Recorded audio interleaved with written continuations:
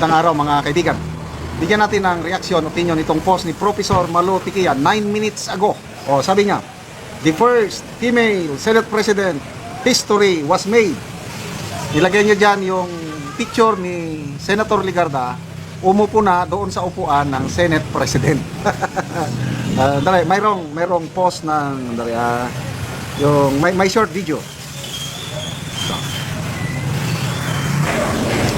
Si Senator Soto nasa likod ng majority floor leader.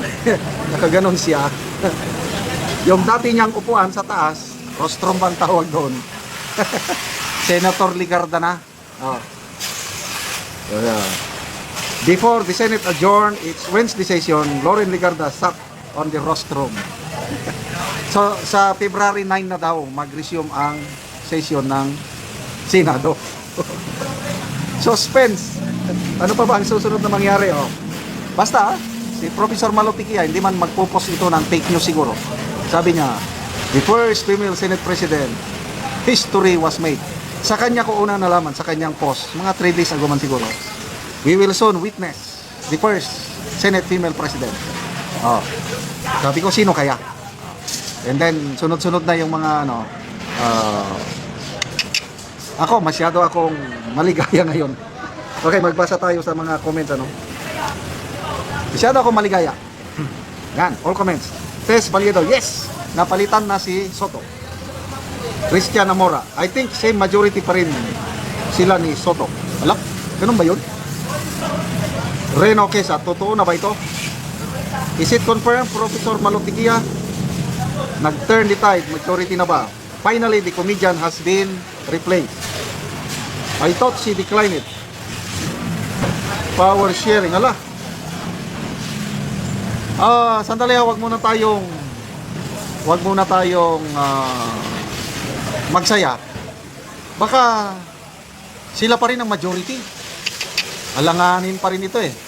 Although mayroong post ng Billionaire News na nabasa ko na usually very reliable itong mga sources ng pati si Senate President Pro Tempore Lacson palitan na rin at ang ipapalit si Senator Pia Cayetano. So puros babae na ngayon ang leaders ng Senate kasi throughout our history sa Philippine politics puros lalaki ang leaders sa Senado. I think ang pinakaunang babae na naging Senate Pro Tempore ay si Senator Ligarda noong 19th Congress. Sino bang Senate President niya noon? I think si Subiri ang Senate President niya. Ang Senate Pro Tempore si Ligarda. Yun ang pagkakalam ko. Kaya puros history itong si Senator Ligarda. First female Senate Pro Tempore and first female Senate President. At least napalitan.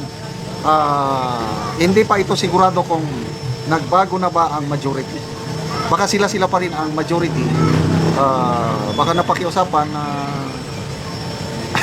siya lang mag-Senate President para yung ibang members ng majority hindi aalis papunta sa minority. But anyway, to me this is good news.